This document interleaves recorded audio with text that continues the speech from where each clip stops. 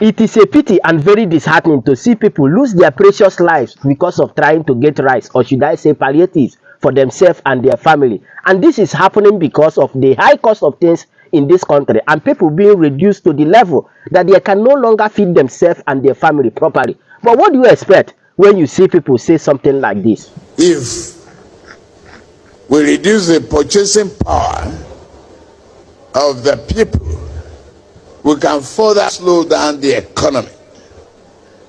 Let's widen the tax nets.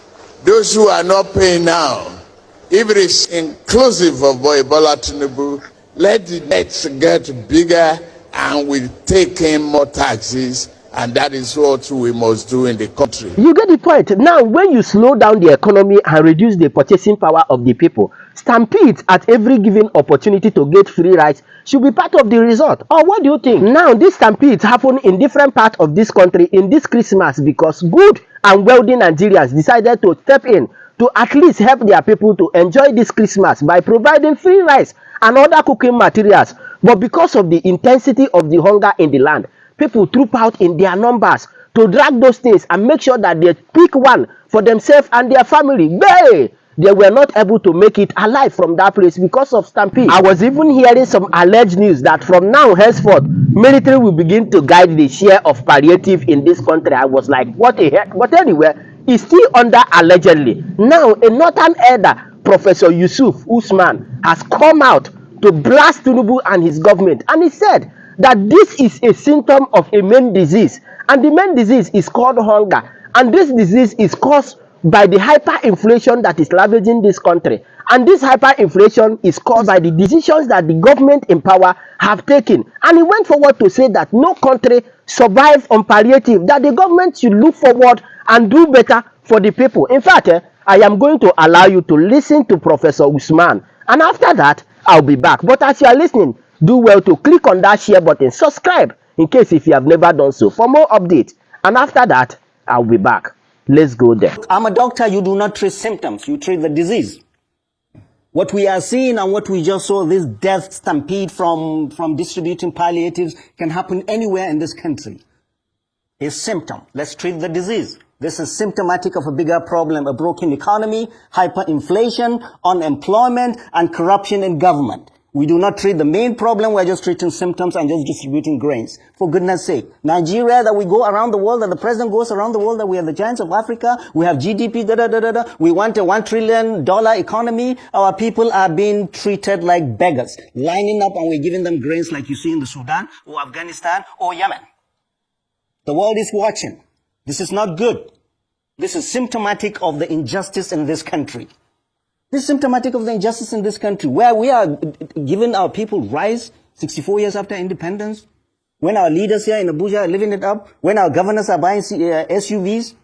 There's hunger all over. There is hunger in the land. I've been screaming this. Government should stop everything. Mr. President, you are building a 15.6 trillion highway. You bought a plane of 150 billion. You bought a yacht of how many billions? You are buying SUVs all over the place. Your people are dying of hunger, and they're being killed in stampede to get rice. For goodness sake. We are not going to accept that. This is not acceptable, and we're not going to give the government or anybody any ways to, this is how you should distribute this. No, this is not acceptable. It's not. Yes, it is. When we look at... And I saw the front page, right, and I saw the front page today of leadership, that security agents are going to supervise distribution of palliatives. For goodness sake, is that how low our military or our security agencies have descended to? They are going to be guarding how rice is going to be distributed when the soldier or the policeman cannot buy rice for his family. So we are accepting this? We should not accept this. We shouldn't. Yes, Professor Usman Yusuf. However, we need to have a system of emergency response. We need to be more organized in the way we do things so that we can respond quickly and effectively.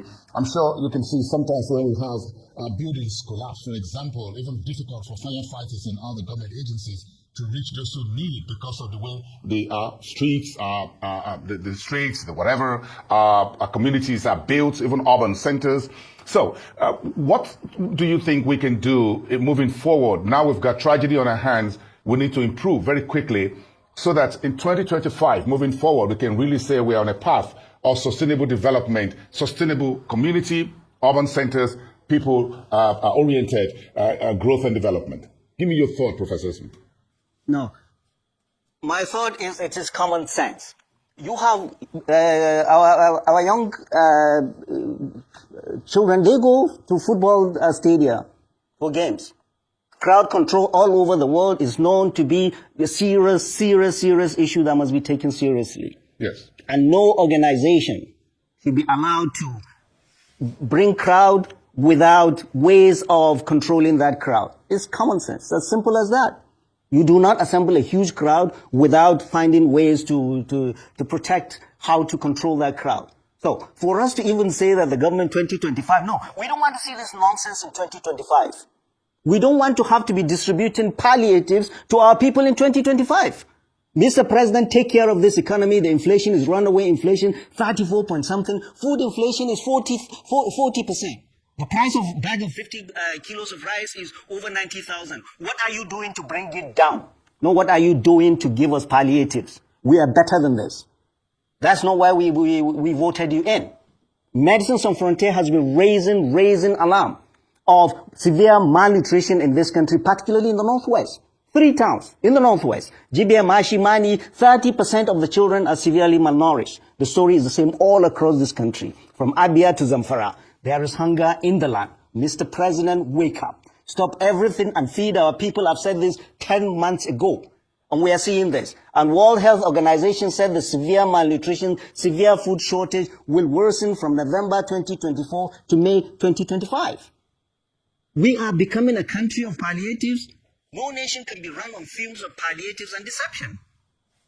Rice. Whatever happens, the president will write rice. And what happens that the politicians will hide this rice, or take it to the market, or rebrand it and put their pictures and take it for their campaigns. Now they are bringing it out for Christmas, and they wait in March to bring it out for Ramadan, and then they wait to bring it out for their campaigns. For goodness sake, what kind of leaders do we have? If we as citizens cannot hold them responsible and think it is okay for them to be doing this when our people are getting hungry, they are buying SUVs of 170, 180 million. What kind of human beings are? Mr. President, if your advisors are not telling you the truth, there is hunger in the land. Our people are dying of hunger, predominantly women and children, all across this country. And all this expensive governance you are doing is contributing to this. High corruption, inflation is out of control, your economic team are not able to control inflation. We cannot continue with palliatives into 2025. What are you doing? You're doing nothing. Look at the budget. Oh, the military takes a big budget. Is the military going to fight hunger in this country? Hunger is a national security emergency. I've said it again and again. Buying Tucano jets or guns or tanks will not fight hunger. And no military, no police can quell the anger of a hungry citizenry. And this is what we are seeing. We've been raising our voices. And I call on our clerics of both faiths. God Almighty has given you the pulpit to speak the truth. The truth is there is hunger in the land. And you should speak the truth because God Almighty will ask you, did you do that? Our leaders do not listen to us. So they're just living a life of deception when our people are dying of hunger. Women and children, predominantly women and children, the aged and the poor. They are the ones who bear the brunt of these misguided economic policies, World Bank engineered policies. They are the ones that are bringing us all of this. So for us to say anything else is deceiving ourselves. We're deceiving ourselves. Mr. President, your policies are causing death in this country, and you need to review that. End of story. Professor Usman Yusuf, many of these victims were reportedly children, and I'm sure you have your thoughts on the demographic characteristics of these victims. We'll talk about women and children, we'll say some of them. But again, the short and long-term psychological impacts of the stampede on the victims, or their families, and the wider community, what do you think about that? Moving forward? Right. Our people are already traumatized all across this country. Our people are walking like zombies. People are hungry. People do not have anything to eat. Out-of-school children increasing exponentially. Many children that went to tertiary institutions are not going back. If you don't correct the primary problem, we're just going round and round and round and round. It's the failed economic policies of this country, of this president, of this government that is causing this. And it's going to worsen. We've been raising our voices for the president and his advisors to hear, because they are not telling him the truth. They are saying all is well. All is not well. Hunger is a national security emergency that this government is taking for granted. All countries in the world, serious democracies know that. That is why the cost of food is very low. That's why there's no tax on food. But here we are. Hunger has been imposed on us by this government. You're overtaxing us. And there is no light at the end of the tunnel for people. And you're asking us to be patient, to be patient, to be patient. I'm a doctor. I write a prescription. Patient is having a problem. You revise that prescription. Mr. President, whatever prescription you got from the World Bank is killing our people. And you need to go to them to tweak this policy. It's not working. It's killing our people. Hyperinflation has eaten into the wealth of our people. People cannot buy food. People are hungry. People are dying. World Health Organization and Medicines Sans Frontières have been raising the alarm, and we have been doing the same. I've been here before with graphics showing the president, showing the world that there is hunger in the land, as we would see in the Sudan, in Darfur, in Yemen. In this our land of plenty, where you see trillions budgeted for this nonsense, that nonsense, this nonsense. We are saying this because the anger of hungry citizenry cannot be contained by any military. Mr. President, wake up. Tweak your policies. It's not working. People are dying. It's a time of Christmas, and I'm very, very saddened about the loss of this lives, predominantly women and children that we just saw.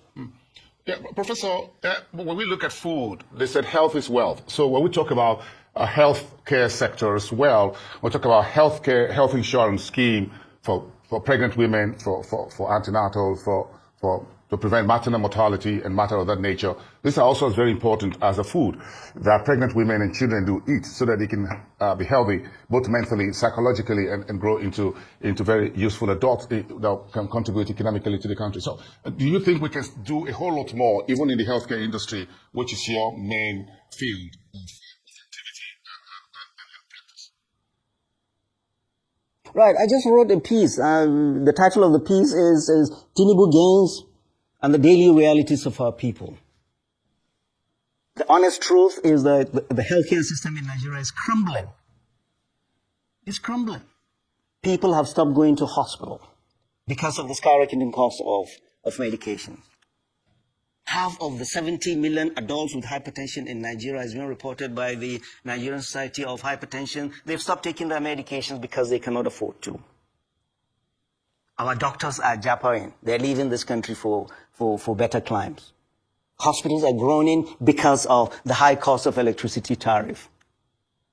If you go to hospital as a doctor, the first diagnosis, regardless of the admitting diagnosis, is hunger in adults and children.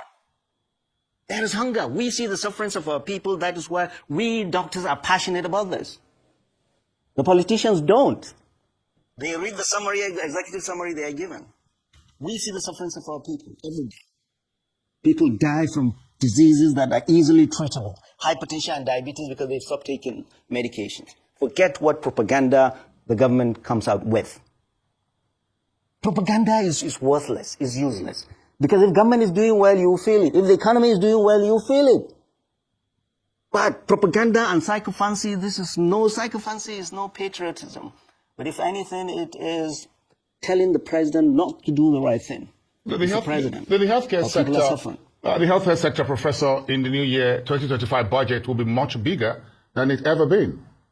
How do you respond? Is the budget commensurate to what we see? Have we not been seeing exponential rise in security budget? Is our security better? Is our security better?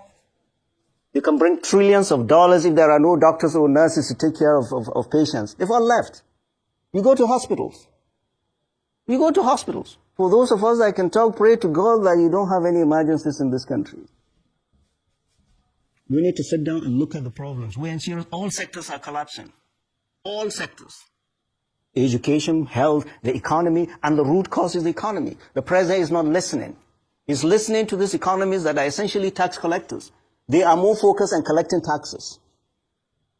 Taxation does not grow economies. Only production does. People are dying. Whatever policy you have, you must tweak it. People are suffering. The president and his team don't seem to be connected to the daily realities of our people. And that is the daily realities of our people. People are hungry, lined up, and lost their lives for a bag of rice. So I'm going to ask for your thoughts, Professor, and with due respect to your profession, everything you have done and grown up in this country, and give your profession and everything to people in the service of this country.